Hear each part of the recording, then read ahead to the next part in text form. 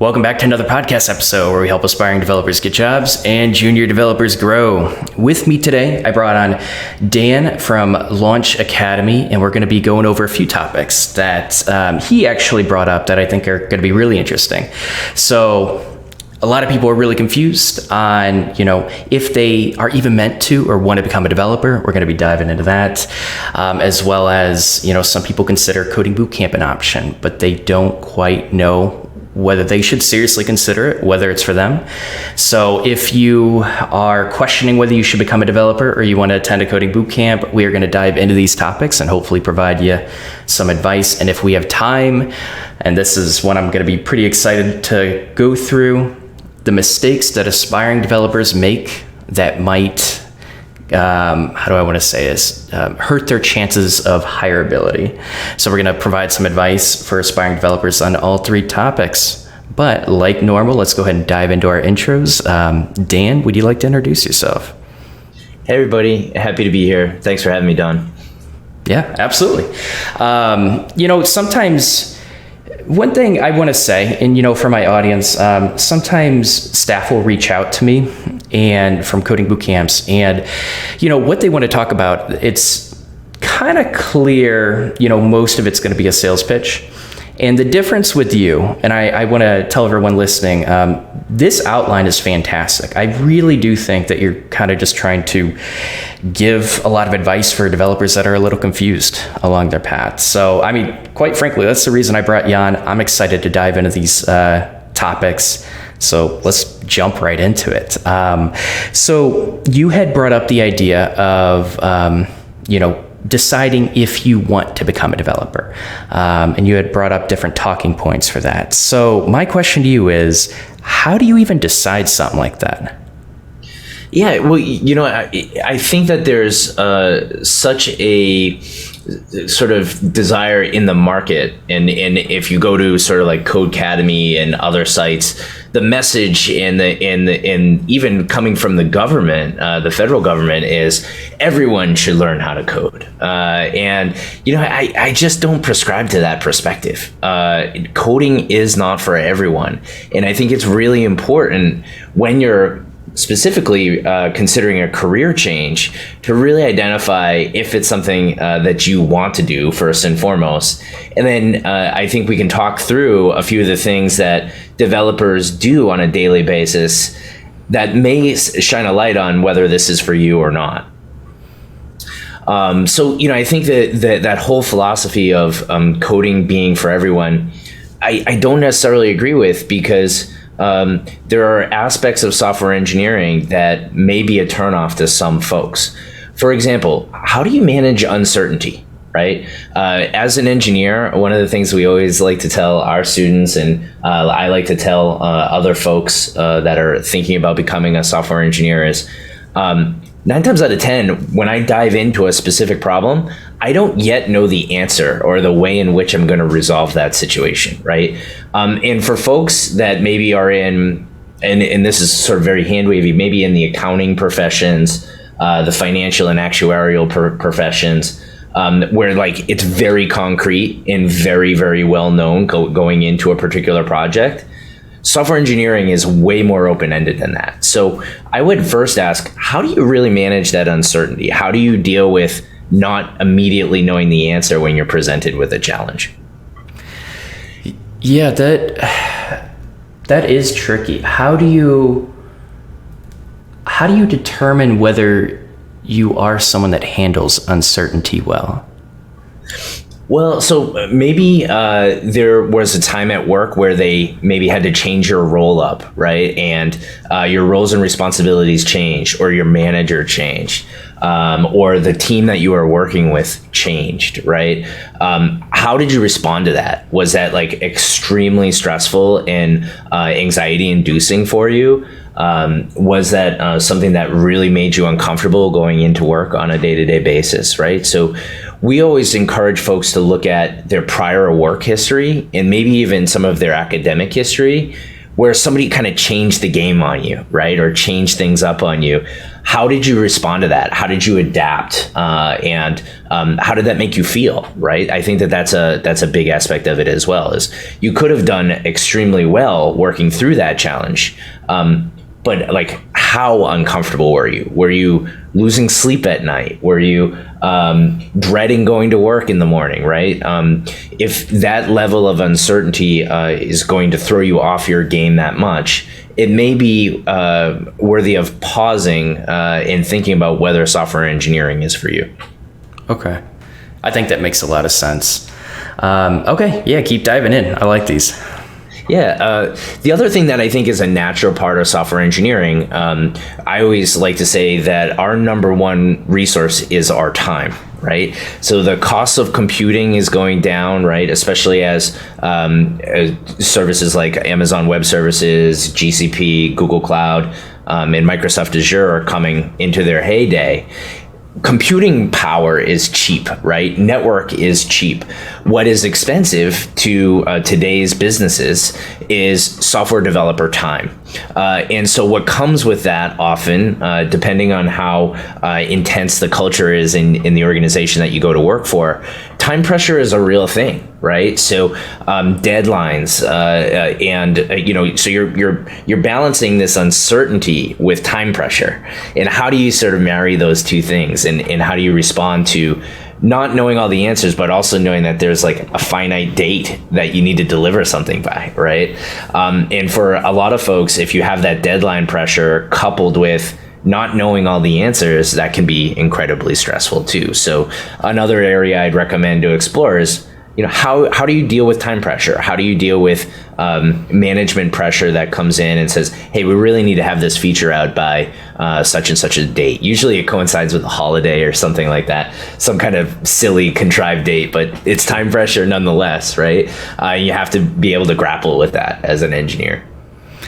Yeah, that's something I struggled with for a while. And it's, I think like a lot of aspiring developers are probably worried about, I know this time pressure exists. I've heard about it with software engineering. And what if I do get hired? There's going to be due dates. And, especially with aspiring developers that don't feel like they can contribute something worth value. A lot of people that do get hired and still like have loads of imposter syndrome.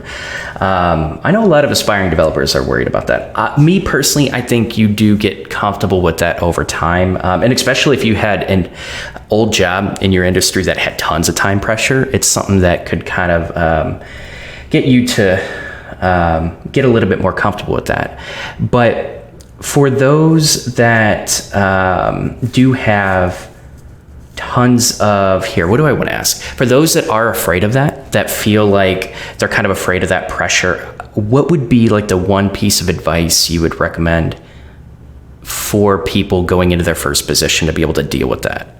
What a great question. So in my opinion, like you said, over time you get experience with this. And historically, as software engineers, software developers, we're terrible at estimating how long it's going to take us to do something, right? Like we're just so bad at it, right? And so most savvy software engineering groups and businesses know that there's definitely uncertainty and that schedules are likely to slip. And a good mentoring development organization is going to encourage you to add a little bit of extra time to account for uncertainty.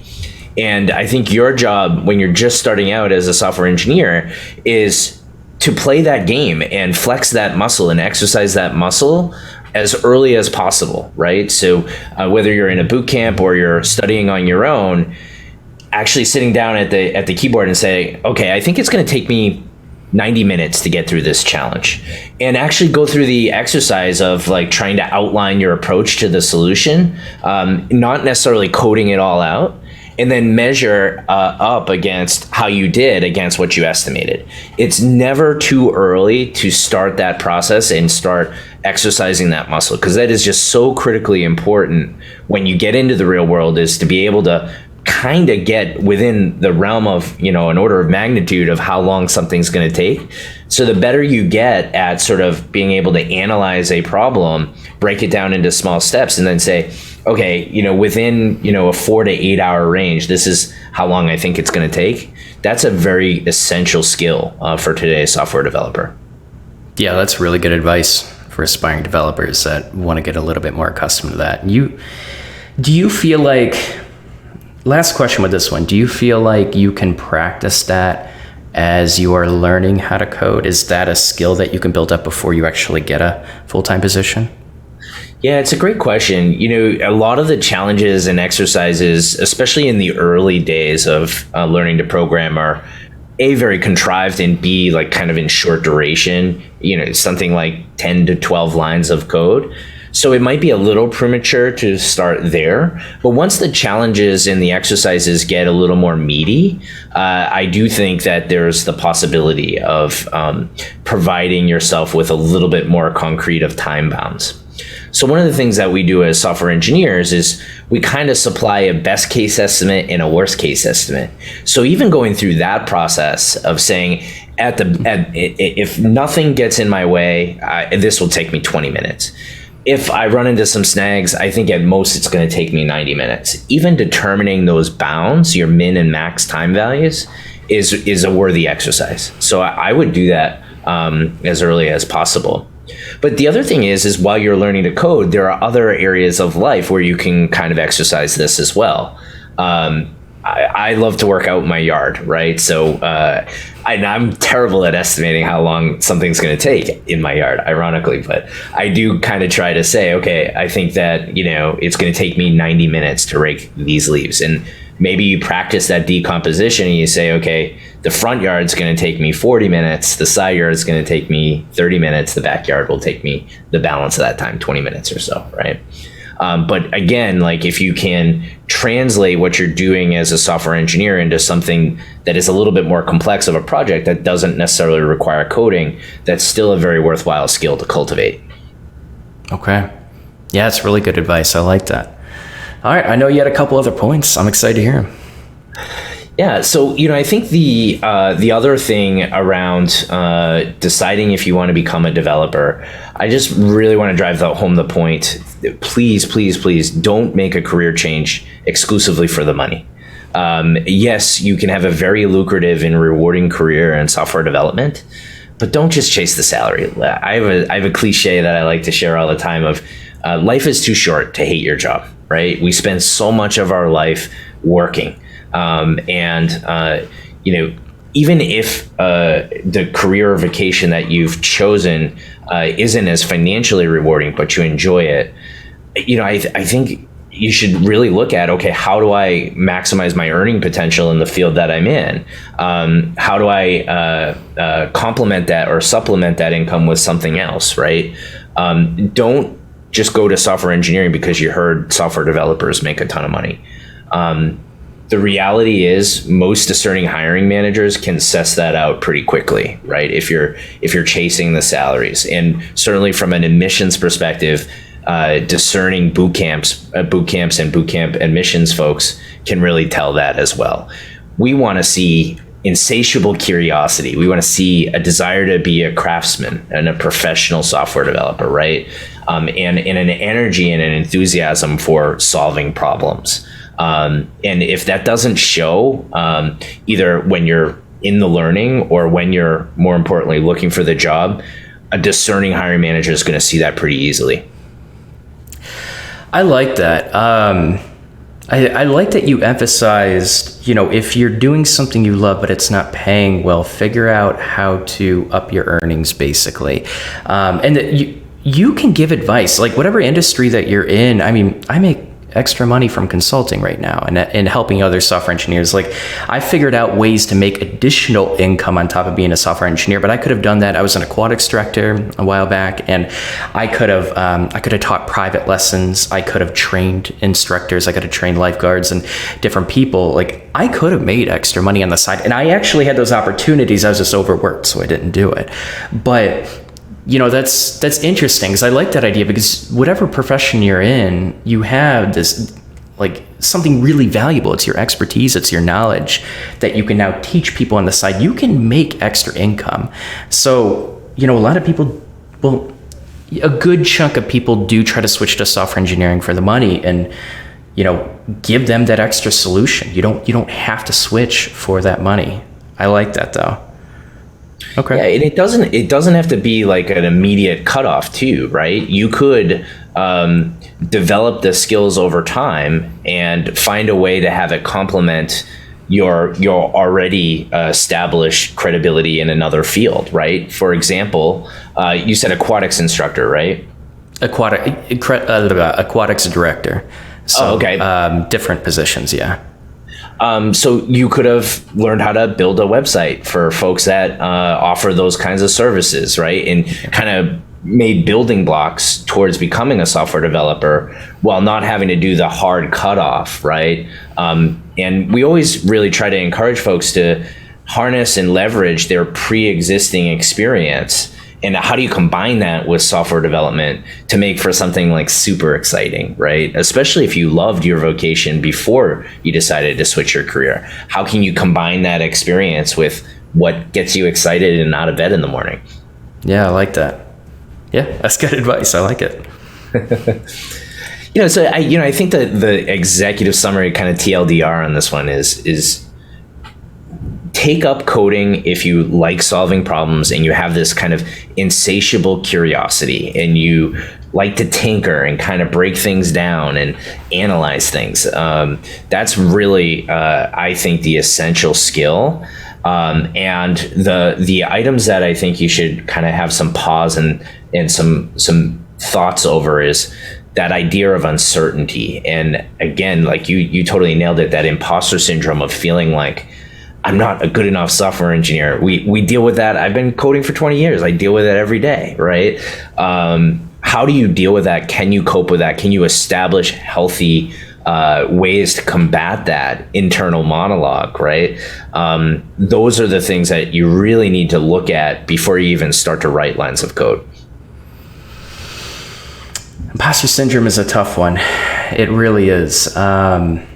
And it's so tricky because it stems from, in my opinion, a lot of different habits that have been brought from other industries as well. But you had mentioned this idea of you need to be like insatiably curious, and you had mentioned some qualities that you should look for in software engineering. When people are kind of like learning how to code, how do they overcome that imposter syndrome and start identifying traits in themselves that would indicate that they might really like this profession? I know you talked on it a bit, but if you could expand on that.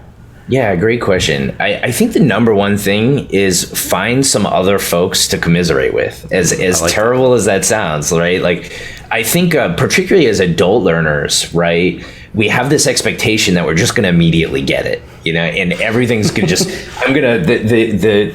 it's going to go right from my brain into the computer and everything's going to work flawlessly, right? And we see that in other adult learning pursuits, learning new languages, learning new technologies that are going to help us in the work that we do already, right? There's this desire and this expectation that it's just going to be instant, right? And I think having other folks alongside you, having a community like the audience that you're building, is so vitally important, because it's kind of a sanity check and being like, oh, while loops are kind of tough. Are you having trouble with that? Oh yeah, actually, like I crashed my computer the other day in an infinite loop, just having that ability to normalize it and normalize that perspective is very important. And then I think the other thing is to have models, right? Folks that look like you and have the backgrounds that you have, to look at and look up to and say, hey, if they could do it, I can do it. And thankfully, that situation is getting a lot better in software engineering nowadays, particularly as a result of a lot of like the workforce development and diversity things that are happening in the industry. These are all super positive in allowing folks to kind of be able to identify with practicing professionals, which I think is a really important aspect of diminishing imposter syndrome. I like that. Yeah, kind of just getting into the weeds of things, understanding. And I think as individuals, at least for me, like I'm really critical of myself. And I'm like, how couldn't you learn something like that? Why can't you remember something like that? But when you do talk to other aspiring developers, they're thinking the exact same thoughts. They're struggling on the exact same things. It's also great to kind of just have role models to, like, when you have that vision and you see that person of who you can be eventually, like, especially, like, I highly recommend get mentors, get people that you can look up to, that resonate with you. I agree with a lot of that. So, a lot of developers, I always encourage people to aim for the self-taught path. I always encourage them to, especially just to get exposure, see if they like it, especially before they dump money into any, high cost programs. So, coding boot camps tend to speed that up. But there are a lot of, my whole channel's based on catching a lot of coding boot camps that kind of advertise things they don't necessarily deliver on. But there are some good coding boot camps as well. And so a lot of people are considering coding boot camps. It speeds up the process. It gives you structure, gives you people to work with. There are a lot of advantages that come with it. But how do you decide if a coding boot camp is right for you, if that's the path for you? Yeah, wonderful question. And you nailed it, right? It's about acceleration. I really don't want to be a bootcamp founder that comes on and says, you can't do it by yourself. It's impossible, right? Like, that's not the case, right? The reason I became a web developer is because I want to make information freely available and out there for the world, right? You can go it alone and you can be successful. I think the question that you need to ask yourself is, how quickly do you want to move? And what support structures do you have in place to make sure that you're learning the right things at the right time, right? So I think that those are the things that boot camps really allow you to gain efficiencies in. Is it concentrates a lot of learning in a short duration, and B, it connects you with sort of the right sequence in the right chronology of what technologies to learn first, second, or third, or what techniques to learn first, second, or third, right? To go back to your previous point of having a mentor, I just think that is so critically important for independent learners. If you do decide to go the independent route, it's so important to find somebody that's working in the industry to help guide you, right? To help show you the way and identify what skills you need to learn first, second, or third, right? And that is also very important when you're on the job hunt, right? Having that mentor that can introduce you to associates and people that they've networked with as practicing professionals is really important to getting your foot in the door, right? Effectively, boot camps just provide you with a mechanism to bottle all that up, right? And invest for that and buy that bottle and realize that outcome, right?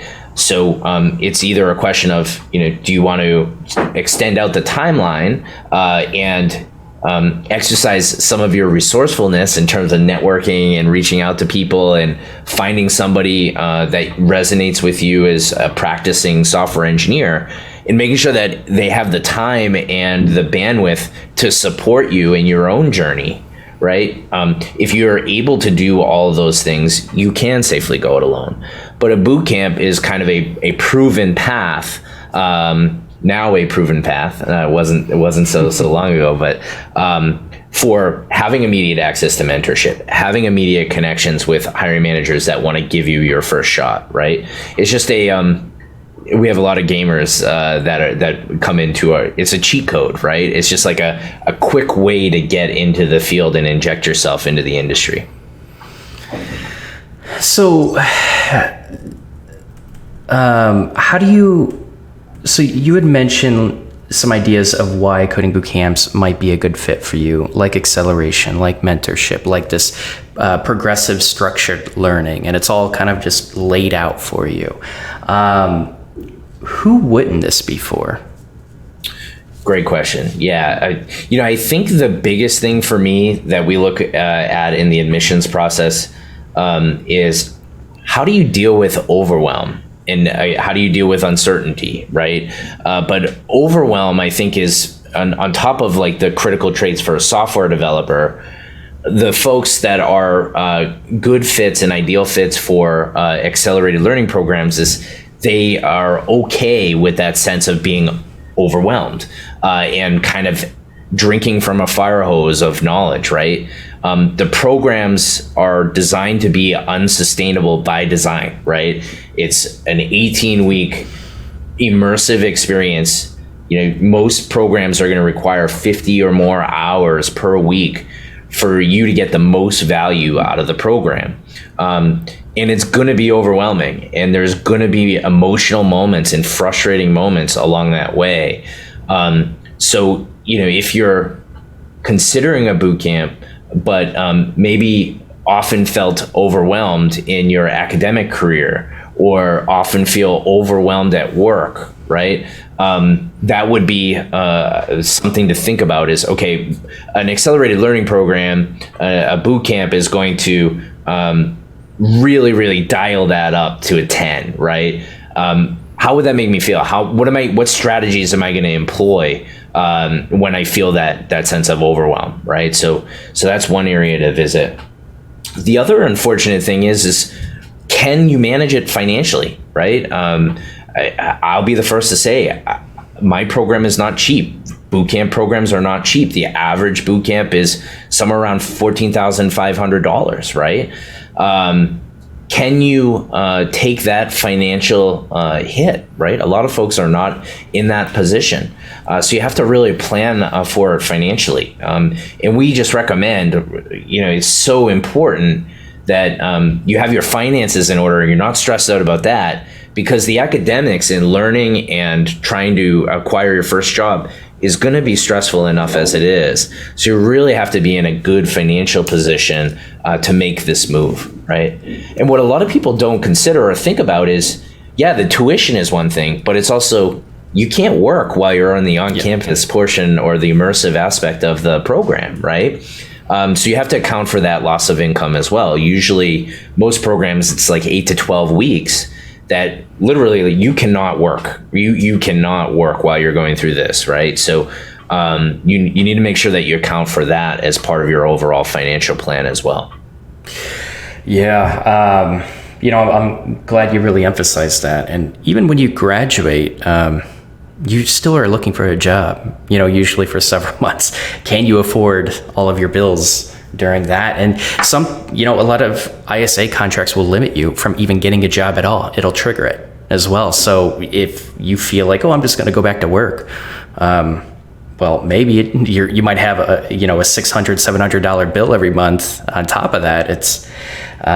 But yeah, I really generally think a lot of people that get frustrated with the coding bootcamp experience, they are overwhelmed. Sometimes they just don't handle being overwhelmed with very well, but that financial pressure is such a huge weight. And I don't actually think most people that feel overwhelmed, they prepare well for it. Because coding bootcamp, like you said, it's meant to be incredibly intense and something you probably can't keep up long term. It's a condensed, intensive learning. And to have that financial pressure of how am I even going to afford rent once this graduates? I need to get a job within a month. I need to get that job or else I'm screwed. That's a lot of pressure.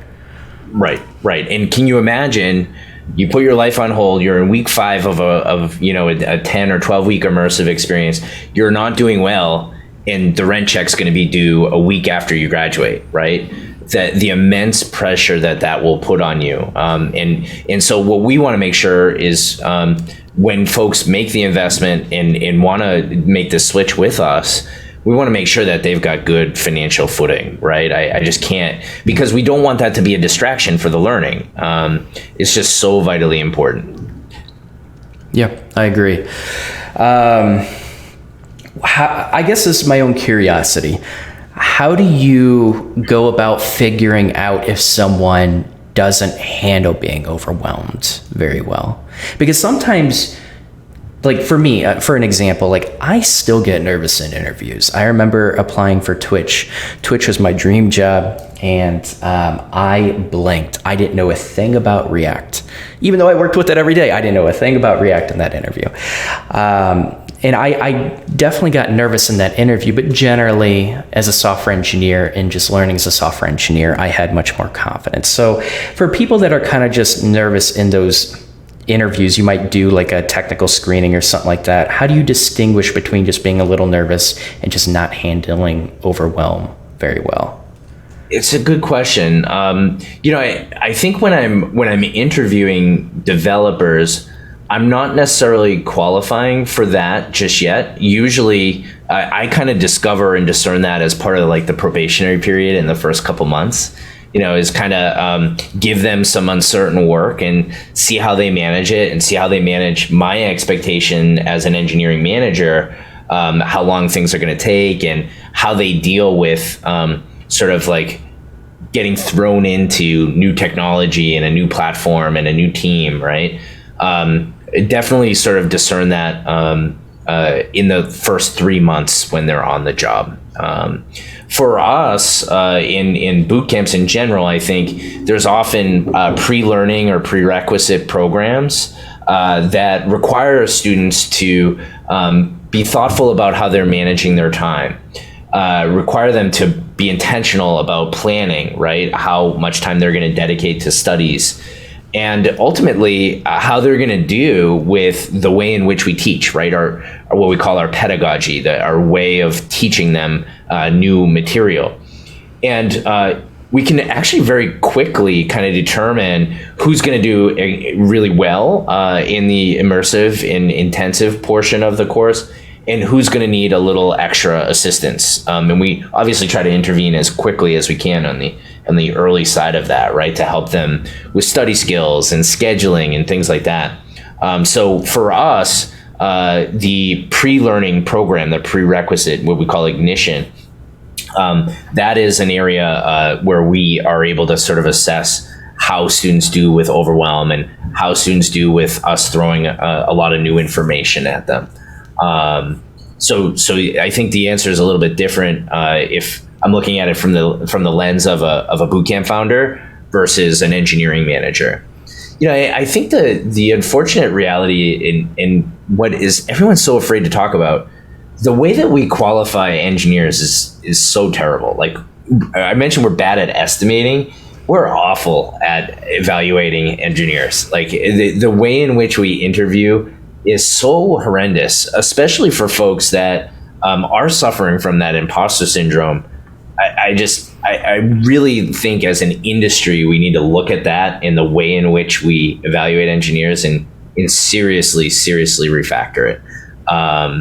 The whiteboarding challenges, the algorithm challenges, all of that stuff, it's not what we do on a day-to-day basis, right? So why are we qualifying people in this way? From my vantage point, if I really want to qualify how somebody does in uncertain situations, I'm going to put them in an uncertain situation, and I'm going to actually let them have a keyboard and Google and research and do all the things that software engineers do, so that I can truly evaluate what they're going to be like as a software engineer. So our favorite way to do that is just to pair with them, right? Just pair and work on an interesting problem together and see how they do. Yeah, I like that you had still mentioned you want to put the interviewee in an uncertain situation. You still want to determine how they handle that situation, but also give them the tools to be able to succeed in that situation. Look things up if they forget. I like that. I think you're going to get a lot of brownie points for the people watching for that one. Okay, so I'm kind of curious just to dive into this. So we talked about, like, first of all, how do you determine if you are kind of meant to be an engineer, if it's the path for you? And also, boot camps are an expensive route. How do you determine that that's worth what it costs? And if a boot camp is going to be right for you? So let's dive into our third topic. For entry-level developers, for aspiring developers that are struggling to find a job, what are they doing to sabotage their chances of finding that job? Oh man, it's unfortunately a long list. But I think the largest thing that I see is not bringing focus to your coding portfolio, right? So a lot of folks will have like tutorial repositories that are like 25 to 30% done, right? A discerning hiring manager is going to look at your example repositories. We have hiring managers, and this is a practice that I do. I will clone your repository and try to install it and get up and running, right? It's going to indicate to me whether you are a craftsman and what the work you're putting forth. Do you take pride in it, right? Do you really honor the craft, and are you putting your best foot forward and representing the way in which you code, right? It's got to be professional. It's got to be linted. It's got to have some unit tests, right? There are some things that we want to see as hiring managers in those repositories. And I think a lot of engineers, or aspiring engineers, what they try to do is they try to cast a wide net and demonstrate a lot of breadth, right? So maybe you studied React and you saw a job application or a job rec that required Angular. Oh, okay, I'm gonna go read a tutorial on Angular and do an Angular, and I'll put that repo on my GitHub profile. And ironically, for me, what that indicates is a total lack of focus, right? Wait a minute, you studied React and all of a sudden you have this Angular example repository that you worked through at like 25% or 30%, right? Why didn't you just intensify your efforts in React?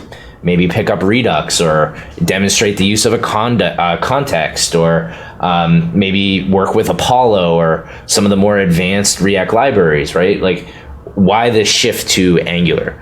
So we see a lot of that in both entry-level engineers, but mid-level engineers as well, of kind of having this example code base up in your repository that really has no anchor to it, has no finish line on it, right? And it's like, okay, well, I mean, did you kind of just fork somebody else's repository just to like pull it up, right?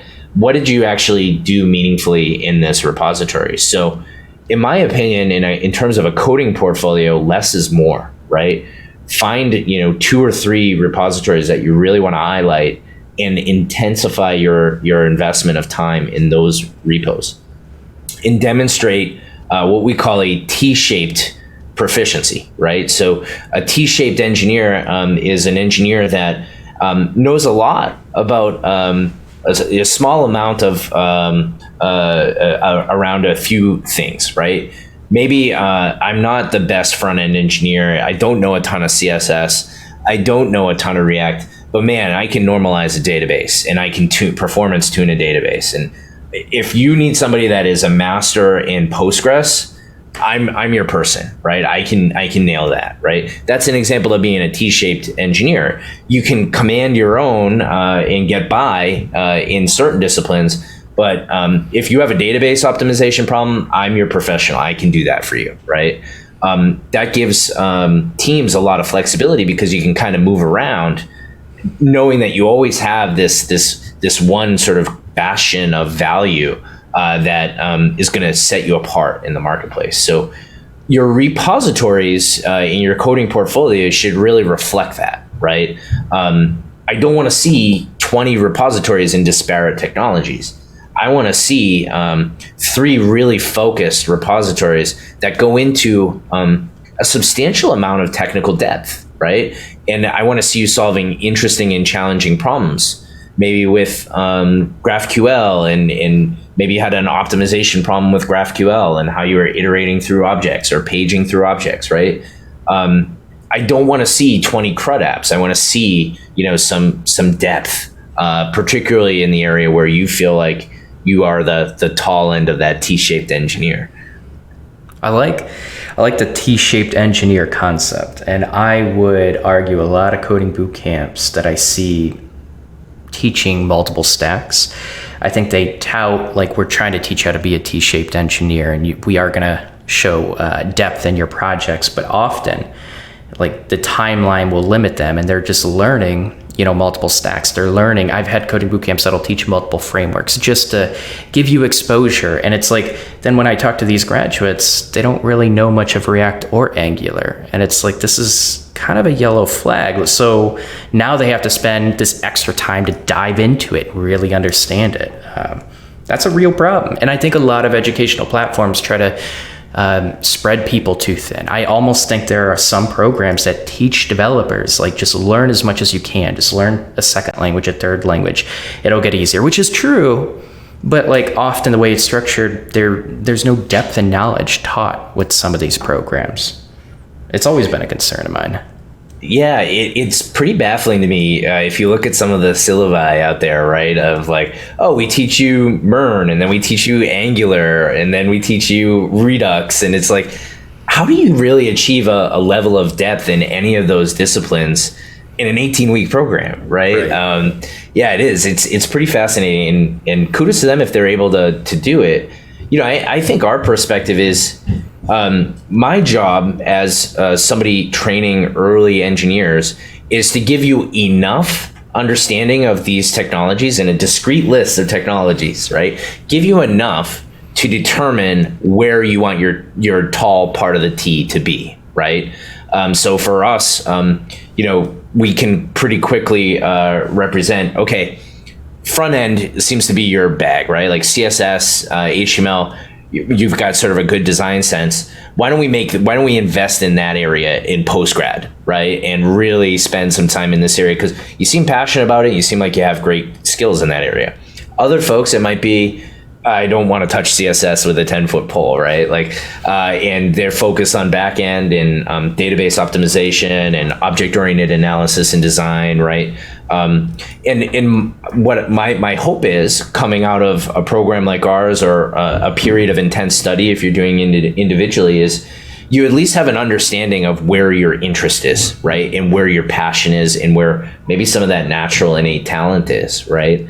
And to have enough exposure to all of these different technologies and frameworks and aspects of software development to be what we call consciously incompetent, right? Which is, I know that I don't know everything there is to know about databases and performance tuning, but it's an exciting area of study for me, and an exciting area where I'd like to grow professionally. If I can have our grads kind of come out of the program with that sort of perspective, and it is an informed and consciously incompetent perspective, that's a plus for me. I think that's a really great thing to be able to come out of an accelerated program with, is at least an understanding of how you want to slant your proficiency in the industry. I like that. I really like that. I think that's great advice. What else? I want to hear more from you. Yeah. So, going back to the repos, like the basic stuff, right? Do you have a README? Do you have instructions on how to get installed and up and running, right? Do you have CI set up? GitHub Actions is free for most folks, right? You want to see that craftsmanship and that desire to achieve software quality, right? Do you have a linter set up? Are you linting your code? And is CI reporting on issues when that comes up? Like, these are sort of like the price of admission, so to speak, right? Like, if you want to get past the gateway and get the interview, these are the boxes that you want to kind of check off. And again, if you're doing less repos with more intensity, this should be relatively easy to do, right? So don't shoot yourself in the foot by not having those bare essentials, right? Super, super important. The other thing in those repositories that I want to see is, how are you handling your edge cases, right? So for example, let's say you wrote an app that interacts with the Yelp API. It tends to be a popular one in the example apps. I don't know why, but or the Google Maps API or something like that, right? How does your app perform when those services are unavailable? If I turn my Wi-Fi on, if I turn my Wi-Fi off and I pull up your app locally, does it still work? Right? And how does it manage outages and services that are down, right? A lot of folks forget to handle those edge cases. how's your schema set up, right? Like if I delete a child record, if I delete a parent record, does like the destroy dependencies, does that kind of match up? Do you end up with database corruptions, right? So I think what discerns a junior engineer from a mid-level is really handling for those edge cases and those performance, those integration points, right? In thinking intelligently about how to handle for those exceptions and those edge cases.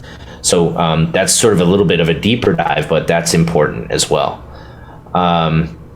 So, I think that's really it on the repository side, but I really just want to emphasize good hiring managers are looking at your GitHub profile, right? They're looking at your code. They're pulling up your example code bases. They're looking for technical depth. Super, super important stuff. And unfortunately, that is just like the bare minimum. That's where you need to start, right? And that's what will get you the phone screens. I think a lot of bootcamp grads and self-studiers think that it's all about the tech, right? Once you have those repositories in place, you have to have that conversation, right? And you need to be able to indicate who you are as a professional, right? And I think when oftentimes an aspiring engineer checks off those repository boxes, they haven't really thought out what are some professional stories that I can draw from that indicate how I deal with an uncertain or tough time at work, right? What are some prior experiences where maybe I received some harsh and constructive criticism? How did I respond to that? And how did I turn things around, or how did I improve things, right?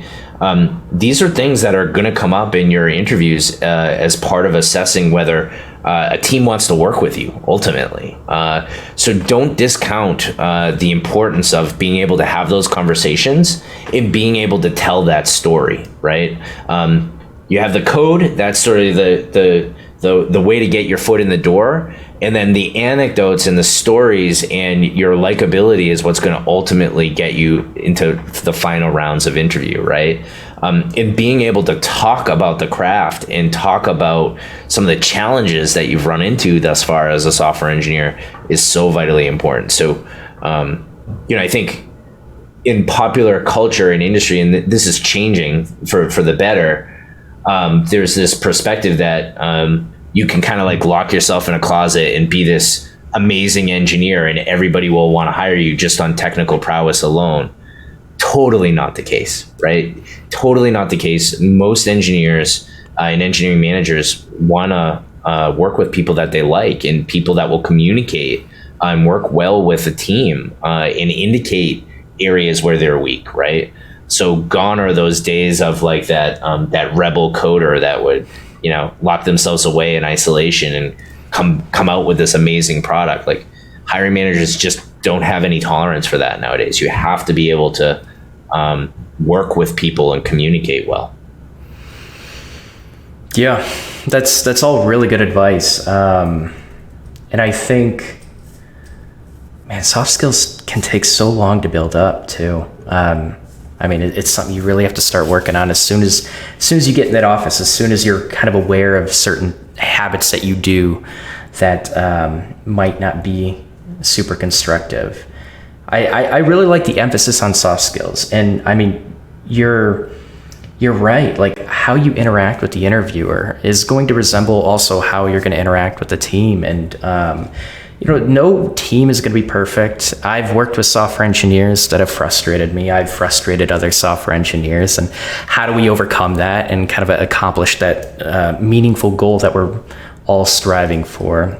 But it is a hard thing to build up. And sometimes experience is really what's going to accelerate the growth in those soft skills, and just taking a step back and like trying to learn from it, even especially if the emotions there, just taking a step back, breathing, and seeing what you can learn from something like that. But, I like that you emphasize that, because that's something you can work on in your current profession. As you're transferring over, try to recognize those habits. One coworker that you always clash. Why do you clash? Why is that? Some personalities do clash, but I do feel like you can start working on those soft skills early, and I think you should as early as possible. But I mean, like, all of what you've given it's really good advice. And I'm eyeing something that you wrote, not studying algorithms and algorithm complexity. Can you expand on that? Yeah, totally. So for better or worse, and we talked about sort of how miserably broken the job interview process is in software development. The reality is that a lot of hiring managers are gonna have you go on a whiteboard, implement a coding challenge, and then talk about the algorithmic trade-offs and performance trade-offs of your solution. So if you come from a traditional computer science background, I'm talking about big O notation, big theta, like, and being able to analyze how an algorithm performs over time and how it consumes resources, right? Like I said, we don't regularly think about these things as software engineers in today's modern programming. Like I said, computational resources are much cheaper nowadays, right? And we have a lot more memory available to us. We have a lot more CPU available to us. Now, is it important for you as an engineer to eventually establish a strong understanding of best case, worst case performance, right? Average case performance? 100%. Will you be immediately called to do that type of stuff as a junior engineer? Probably not, right? But for better or worse, that is a way in which you are going to be evaluated as a junior engineer. You may not use it in your first or second job, but it's what's going to get you your first or second job. So it is something that needs to be practiced. It is a skill that needs to be cultivated. And in truth, it will make you a better software engineer. So it's worth doing, right? But we find a lot of resistance to learning this stuff because you haven't yet established enough hours. You haven't done enough reps yet to really understand what these trade-offs mean, right? What's the difference between a linear performing function versus a logarithmically performing function, right? And what makes those trade-offs different? It took me many years of doing computer science and working to really develop an appreciation for that kind of analysis, right? So it's one of those things where you have to learn it because you have to, but you don't really understand how to assimilate that knowledge yet, right? So it's like anything else. It just takes practice and it takes intention. So how do you go about doing that? Well, there are some well-known challenges out there. LeetCode, HackerRank, right? There are a lot of these sites that have popped up and honestly hurt the industry by continuing to proliferate these practices, right? But like, it's a thing. It's part of our industry. You can't educate a market. You have to embrace the market, right? And say, all right, if you can't beat them, join them. I know that this is like the thing I have to do. I'm gonna spend some time in this area. So one of our favorite resources is Cracking the Coding Interview. There's been a few new additions over time that kind of provide you with broad exposure to this idea. And there are platforms like HackerRank and LeetCode that give you a good sort of ability to assimilate some of that knowledge and expertise. But I would start with the book and do some of the work there, and then go to LeetCode or HackerRank. I see many aspiring engineers in week 3 or week 4 on HackerRank or LeetCode, like, put that aside, wait, and develop an appreciation for the code and just being able to write something meaningful. You'll spend plenty of time over there in time, right? But to start, you know, that book, Cracking the Coding Interview, is a really great place. And then you can start to do some practice sets and really start to exercise your brain using the tools like LeetCode and HackerRank. I like that. You know, I feel like for me, it was really hard to learn it because I wasn't using it. And I remember going through my coding bootcamp and we started off with it very early. And I do think the way that my coding bootcamp did it, it did give me a better chance at least understanding fundamental data structures and where they're going to be used depending on the situation. But I still feel like I didn't have this context. Like I didn't deal with any big data in any of the applications. Like you said, our computers have really fast, have a lot of computing power and a lot of memory compared to what we used to have. It's like software engineers that are building these really simple websites and trying to become software engineers, they have no context of like where any of this is useful. And so I would be interested in seeing a website pop up. I actually only read a long time ago a small portion of Cracking the Coding interview, but I would be interested in seeing a website pop up where it gives you real examples of features that you're going to be building out with data sets that you might have to deal with and how to optimize how you're going to read or manipulate that data. For me, I need examples like that. And I'm really bad at data structures and algorithms, but do you feel like there's a way to kind of integrate that, like give aspiring software engineers that context to be able to realize why these algorithms are important? Yeah, and I think that that's inherently the challenge, right? Is in order to develop an appreciation and an understanding of why these things are so important, you have to have a fairly intermediate level of understanding of code, right? And how code works.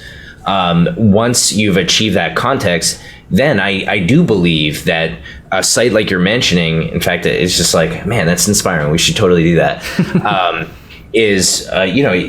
Having a site of like common problems that we see with junior engineers, maybe not considering algorithmic complexity or use of resources and things like that.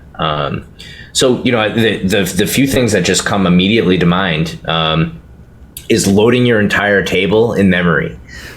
So we see that a lot, where basically you run like one big honkin' select statement that's unconstrained or whatever. And obviously, when you have a small toy database, with less than 100 records, it's not going to be an issue. But if you execute that in a production environment with millions of records, you're going to quickly run out of memory. So that's one thing that a lot of hiring managers will qualify for. The other thing is look out for those nested loops, right? So if you have 2 while loops or 2 for loops, there's a good chance that you have exponential complexity, right? You want to see if you can break out of a nested loop situation. And then, the other piece that I would think about is, if you need to consume large data sets, how can you page it or buffer it, right? So rather than taking all of it in all at once, can you take a segment of it, work with it, and then write it to disk and then load new stuff into memory, right? So it's stuff like that I think we could put on a website like that and kind of give you ideas and patterns of why this stuff ultimately matters, because I think that's the hardest part for the adult learner when they're learning this stuff, is they just can't connect it to how is this going to make me a better coder, right? And I think if there are ways, educators like myself and others in the industry, if we could kind of connect those dots, I think it would really help people out. I like that. One goofy recommendation, and I recommend this to everybody studying. There's actually an awesome Netflix series that explores algorithms. It's like algorithms, the solutions that shape our world, or something like that. And it's really good. It talks about some of the more complex algorithms that we have to deal with as software engineers. So one of the coolest problems is the traveling salesman problem. And they have a whole sort of series about how they use bees to create what's called a heuristic for solving the traveling salesman problem. And then, another one is path optimization for Amazon robots or warehouse robots. And they have a study of that too. And it's a really entertaining documentary. It's not boring, and it's, I think, less than an hour, but it's a great way to kind of get an idea and appreciation for, some of these goofy things that are in Cracking the Code interview, or might be in your bootcamp curriculum or in your self-study curriculum. I find that this video really helps a lot of students and aspiring developers connect those dots. I'm just consolidating everything that you just said. A lot of really good examples. I think you do a great job of coming up with examples that are tangible, practical, and understandable. And I'm actually going to check out this movie because a big, like you said, data structures and algorithms, the testing of it for early engineers, I don't think it accurately represents the skill of what they can do, but it is. It's a necessary evil, right? And so, it's kind of on hiring managers and educational platforms to teach how they can be fun, to give them resources to capture their attention and get them engaged and actually interested in it. Because if you're interested in something as a software engineer, like, you're going to pursue it. You're going to be curious about it at least enough to look into it. And if you can get aspiring developers to get interested in this like obscure thing that everyone says like shouldn't be in the interviews, yeah, it shouldn't be, but it can also be fun. It can also help you grow as a software engineer and think about your code and your solutions in a slightly different way. So I'm actually going to check out this movie, and if it's a good one, I'm going to recommend it. So that's good advice. But we are over time. So Dan, I really appreciate all this advice. I caught myself kind of just like, I know as a podcast, I'm like supposed to come up with a response sometimes afterwards, but I'm just like listening and then I'm thinking, I'm like, oh, I should respond. But like you have a lot of good advice, and it shows that you have a lot of experience in the industry, and it shows that you want to help people. So I think this is going to be a pretty valuable episode, but we're at our outro phase. So Dan, if people want to reach out to you and anything else that you have to shout out, what would you like to share? Well, first, I want to share my email. So if anybody has any questions in follow-up or wants to learn more, you can always reach me at dan@launchacademy.com. What I always say is I really like helping people learn and discover the craft. And if it means that you want to go it alone and independently study, great. If you want to, you're thinking about attending a boot camp, great. But what I want you to do is, if you're even considering it or think about it and you don't have advice, you don't have perspective, drop me an email and I will do my best to help you. I still read all the emails that I get, and it's one of the things that I really actually enjoy doing. So that's first and foremost. We are in the process of enrolling a cohort that starts in December. You can always learn more about our program and everything that's involved there at launchacademy.com. And please be sure to sign up for the email list. We're going to be announcing a pre-learning program where we teach the fundamentals of software. So if you're just starting out in your Learn to Code journey, we'd love to have you be part of that group. Okay, I love it. Well, Dan, thank you so much for coming on and sharing useful advice for us. I appreciate it. I had a great time. Thanks for having me.